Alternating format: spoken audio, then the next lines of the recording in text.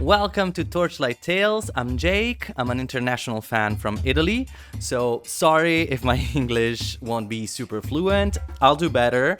Also, sorry if the video quality is not amazing. If you support me with a like and a subscribe, I promise I'll get better over time. But for now, I just want to talk about the season 50 cast. So I've been wanting someone to talk about Survivor with for a long time, and since here in Italy the US and the AU versions of Survivor aren't a big thing, I never met anybody who knew the show.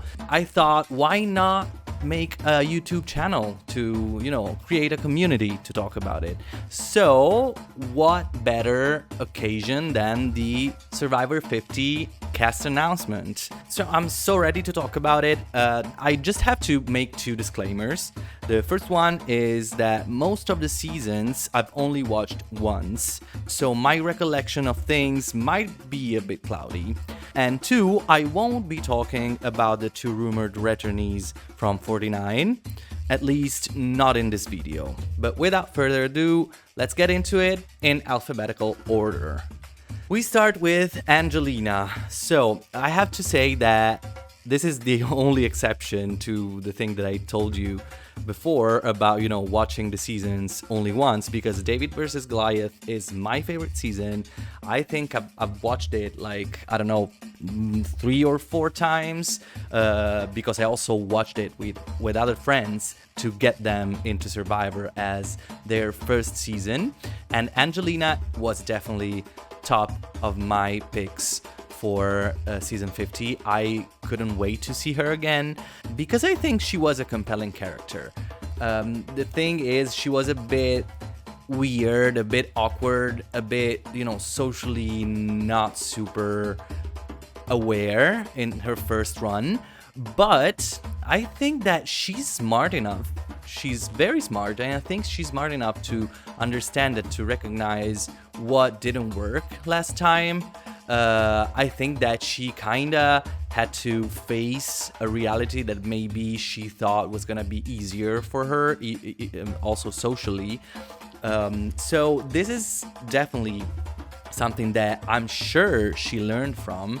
So it's not hard for me to picture an Angelina 2.0 going all the way, but this time not as a goat, and actually tapping more into her actual personality instead of this kind of people pleaser, this kind of schmoozer personality that can come off as a bit of disingenuous, for other people. So I think she has a good opportunity to do well this time, and there is a lot of space for her and for her character for a redemption. So I'm very excited. I think she's gonna do good, and I think if production doesn't decide to definitely give her a dodo at it again, we might be on for something very interesting to see with her. Next up is Aubrey, and okay, so I'm gonna go a bit against the grain on this because I saw a lot of hate for her, and she was one of the most exciting players that I've seen, obviously, especially in Korong. And of course, the other two appearances weren't up to par with that, but I think she has it in her. And I think that this kind of hate, this kind of why do we have to see her again? Was this really necessary from a lot of fans and commentators? Is not justified, because she would have been one of my favorite picks if I had to choose who from the old era to bring back. So I don't know. I think Aubrey is a good choice. I think she might surprise us. We know that she knows how to play this game, and also the fact that the last 2 times that she played, she didn't do super good might be a factor that plays into her threat level being pretty low, and that could, let her slip through for a decent amount of time until they remember how cunning and smart she is. It's gonna be super interesting to see if they're gonna place her on a tribe with Q, and I think they will, because like we literally had a scene of Q trying to target someone because one of their favorite players was Aubrey. It was Mariah, if I'm not wrong. But yeah, like he went into like code red mode when Aubrey's name was dropped. So I think it's gonna be a fun dynamic. And stop hating on Aubrey, okay? She's amazing. Stop. Charlie, so this is gonna be a very unpopular opinion on my part, but I don't get much from Charlie. Okay, so in general, my thing is that I struggle to root for a character or for a person on Survivor when I don't see their insecurities, when I don't see their downsides, you know? When I don't connect with them as a three-dimensional person, I have a hard time rooting for them. And that's what happened with Charlie. He definitely is very smart, did everything that he could. He was like one vote shy from winning Survivor 46, but I don't know, he just like never gave me much, like in terms of entertainment. And you know, I don't feel him particularly endearing. I don't feel like he's particularly, you know, as I already said, a three-dimensional character for me to root for him. So he was like a bit like, I was like, I wouldn't have chosen him, but I can see that a lot of fans want him back, so that's okay, I guess. Chrissy Hoffbeck. So I don't remember much from Heroes versus Healers versus Hustlers. God, that's a mouthful to say. But I remember liking her. Like, she was my favorite coming into the finale. So I think it's a nice thing to give her another opportunity. She would have been called for another returning season if they didn't go on hiatus for this long. So like, yeah, this is a good moment for her to bring her back. Definitely not like the most legendary of players, but still, she's someone that people were wondering about, you know, when is she gonna be back on our screens? And so, yeah, I don't know how she will fare. Because she could be that kind of, she's a mom or she's older kind of boots that happen pretty early in the game, but I think she's gonna be just an added value to the cast. I don't know, she has something different from the rest of the cast. I've always seen her as a, you know, a kind person, but I've always seen some kind of mystery in her character. So like, it's okay for us to know something more, you know, to go in depth in her personality. Christian Hibiki, I mean, like, this was obvious. Like, he's amazing. He's so funny. I still remember the banter that he had with the Major of Slamtown on David versus Goliath. He is a nerd, and usually the nerds don't do well with other men, with that kind of bro-ish type.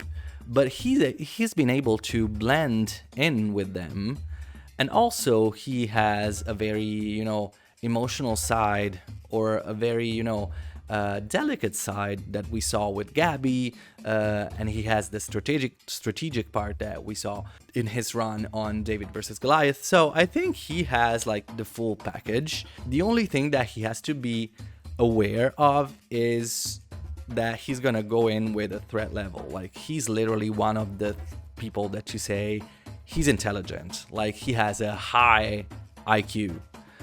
So he has this kind of sign on his head that says, I am like a brainiac.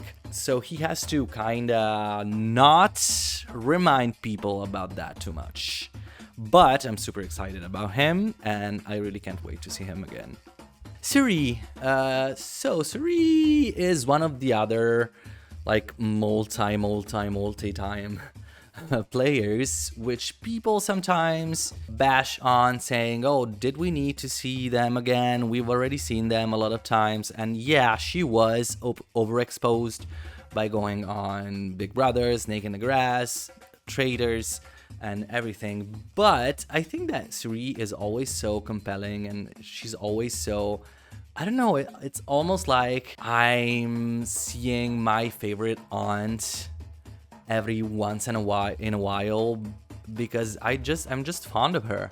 Like, it's impossible not to like Suri. She's probably the only one other than Aubrey, between, you know, the multi-time players, who I'm like all in with. All in on. So yeah, let's bring Suri in. Let's go. I can wait.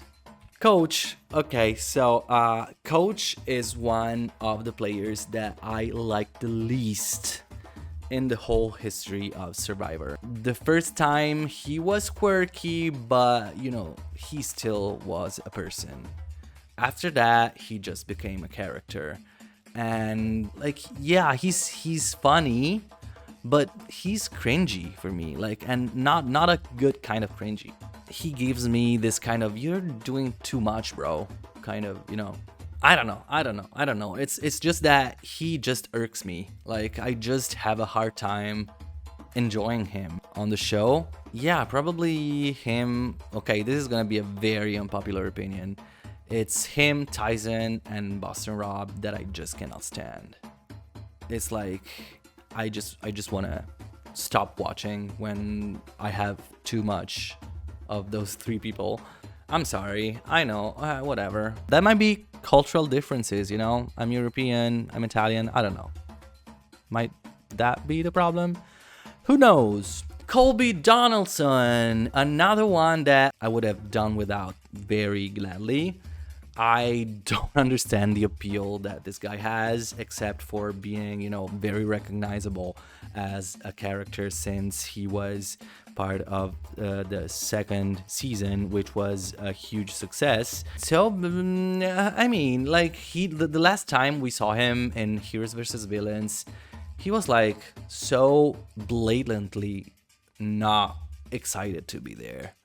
And okay, he was disappointed with himself, and maybe we were looking at that part of him, but I don't care about, like, you know, a grumpy ex-jock. And if that's gonna be the kind of storyline that he's gonna have on season 50, I'm not interested. So if we see Colby as a mature man that now has a different approach on things, he might become an interesting character for me. But right now, I don't feel any need to see him on my screen again. Next up, D, which is arguably one of the most boring winners of the new era. I mean, she was super dominant, whatever. If I had to choose other winners from the new era, I wouldn't have chosen her. It's gonna be for sure very interesting to see how she's gonna do in you know, an environment where not everything goes the way she wants. So that's how I'm gonna actually decide if that's a, you know, a player that has a lot of adaptability, or if she just was dealt a good set of cards in 45. So yeah, let's say that my opinion on her is suspended until I see how she does in 50. So yeah. Rick Devens. I don't remember anything about this guy except the fact that he had a whole lot of idols, and that Jeff could not wait to have him do the impression of an announcement on TV, and that's it. I remember that he was a funny guy, and that's it. I'm sorry. I know a lot of people love him, but I just don't remember him much. Emily. Okay, so Emily, queen. Absolute queen. The question with Emily is she gonna revert back to her original mannerisms before the, intervention of Caleb, since now she has, more probably self-confidence given the fact that she's been very well received by the fans? Or is she gonna apply what she learned in her original season? But anyways, I cannot wait to see her again. And she was, she was very adamant about the fact that she wasn't gonna go back. So I was very excited when her name first was leaked and then was announced, and she might be a wild card. I'm very, very interested. She is one of the people that I think might give us one of the best multi-season arcs, and that's something that I'm really looking forward to. Genevieve, oh my god, okay, she might be my favorite Survivor player ever. Stop with that inverse recency bias where if you're part of the OG season, you're a legend. If you're old era, you must be a legend, and everybody that comes after that will never get to that level. I'm so tired of this narrative. She was able to bring us everything. We saw a multifaceted personality. We saw her being cunning. The way she spoke in confessionals was so intriguing. She's so well spoken. She's so able to articulate what goes on in her journey when she's on the island. She's so magnetic. She is just a star to me. I'm not trying to be a stan here. I'm just like saying what I saw. Like, she was so compelling as a character, and I hope they will do her justice with a good edit that kind of mirrors what she had in 47 when it comes to, giving us her insight on stuff, because like she's one of the best confessionalists I've ever seen. And she's just amazing. I just cannot wait to see her again. Jenna Maraska, who knows? Like, okay, yeah, it's super interesting. It's super intriguing to see what a person that's been absent from our screens for so long is gonna do. And I just realized that I said Jenna Maraska, but it was Jenna Lewis. And that's because I always swap them in my mind, like they're one thing. And when Jeff announced her directly from our first season, I was like, wasn't she on All Stars when she, lost her mother and she had to go back and leave the game? And then I literally just realized that that's not Jenna Maraska, it's Jenna Lewis. I'm currently rewatching season 1, Borneo. I'm at the 3rd episode and I still haven't seen much of her. I don't know what to expect from her. I remember because I went chronological when I first watched all of Survivor. So this was actually my first season. And I remember thinking that she was smarter than they let us see. And now that I have the hindsight of a person who watched all of Survivor except a couple seasons, I can see her do well. I just wish they could give us more personality from her. That's it. Like, what I remember about her, now that I remember that she's not Jenna Maraska, is in her favor. So I'm curious. I'm fairly curious, yeah. Joe Hunter. So the moment I realized that he wasn't gonna win 48, I was sure he was gonna be back on 50, because there's no way you give this person such a huge edit, keeping him at the forefront, even in an episode where he has 0 confessionals, if you don't want to bring him back. And I think we're up for a surprise here.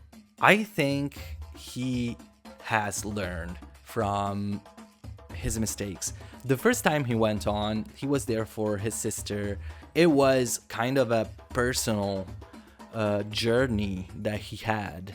But now I think that he might have moved more into the field of someone who is a bit more game savvy. And I think he's gonna do way better than we expect. I don't think he's gonna stay on his 48 gameplay. We might be on for a surprise here. Jonathan Young. This is just Jeff being so excited about challenge beasts. I don't know why Jeff is so excited about challenge beasts.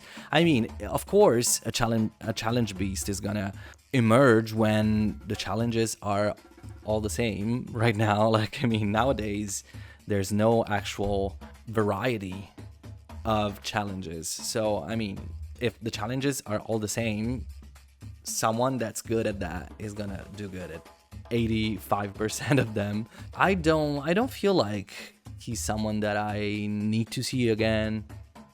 Good for you, Jeff.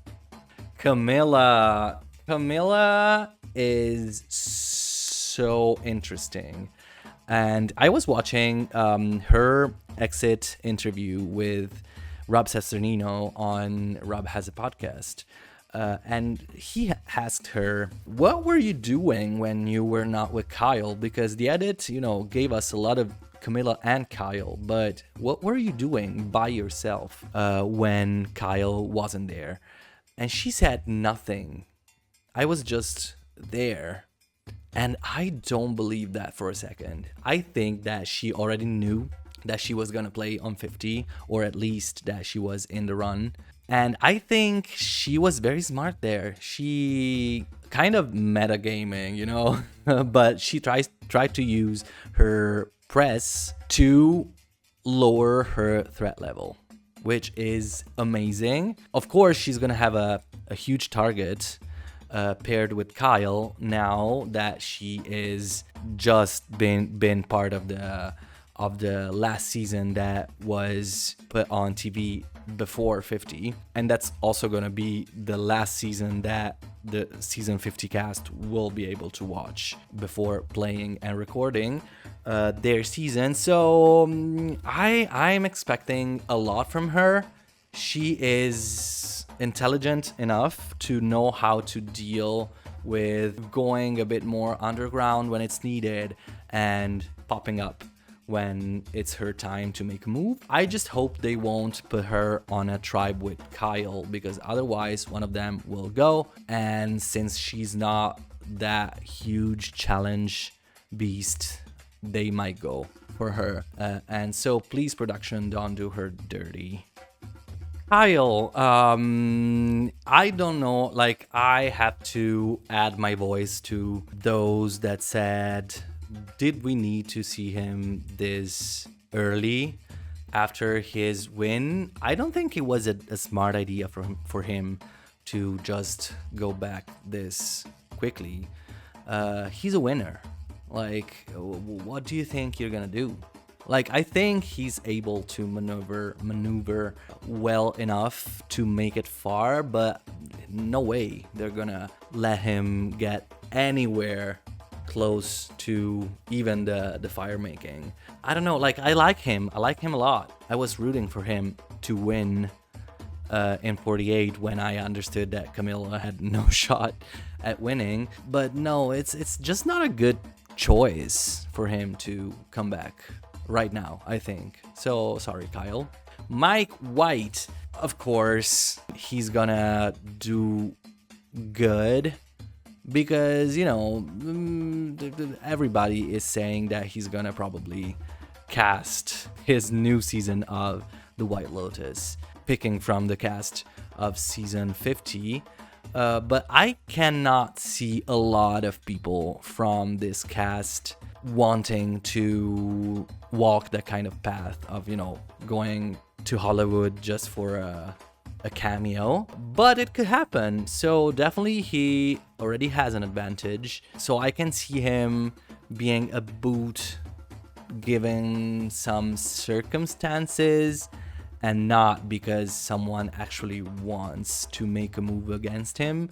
And that's, I don't know, like it's of course it's a jackpot when it comes to casting for season 50, but I don't know. I feel like it's kind of unfair.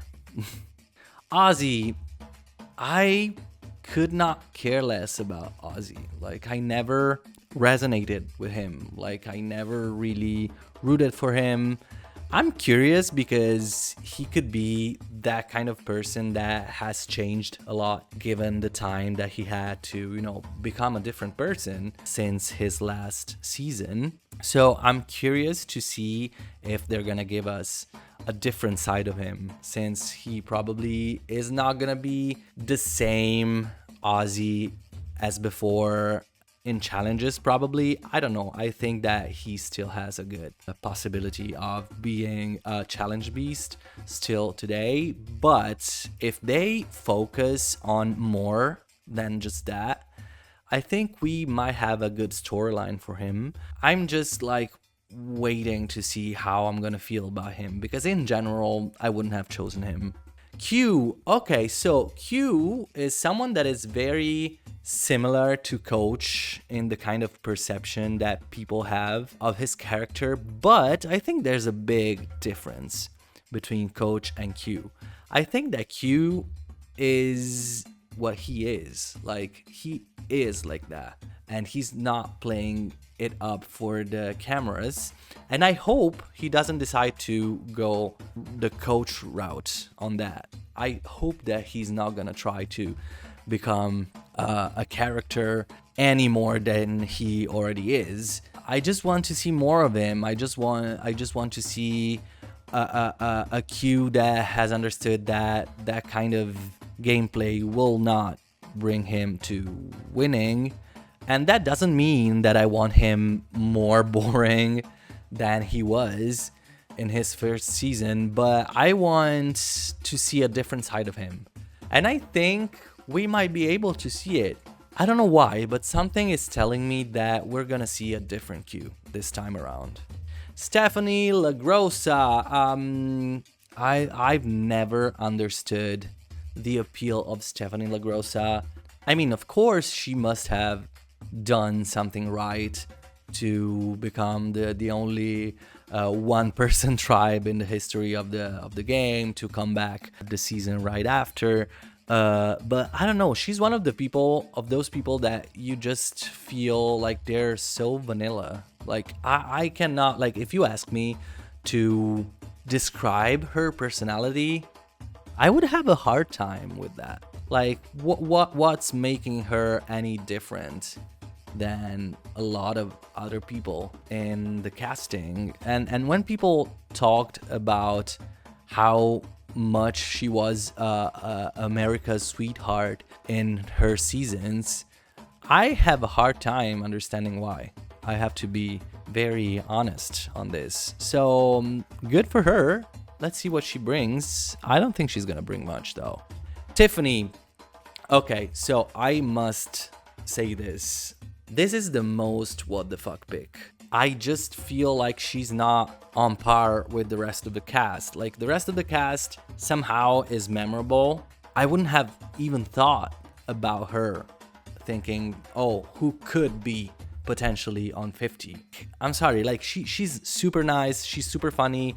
Like, I can see the potential in her, but I don't understand what she means in this cast. I don't know, it feels like she doesn't really match the rest of the prestige that the other members of the cast have. She's the only apple in a basket full of oranges. So I'm confused. And that's gonna be an advantage for her, because I mean, no one is gonna see her as a threat. I just don't agree with the idea of putting her on a 50 cast. Maybe she's gonna surprise us, but I don't know why casting her. And okay, I think I made myself enough enemies today. But also, I think that I needed to tell all these things to people that actually understood them, because they've been following for a long time. So if you want to hate me for what I said, do it in the comments, because that's gonna help me. And yeah, I'll be back soon because I have another couple ideas, very interesting ideas for a new set of videos. So I just cannot wait to see how you're gonna react to this. Thank you for following me and listening to me. Have a good one. Bye.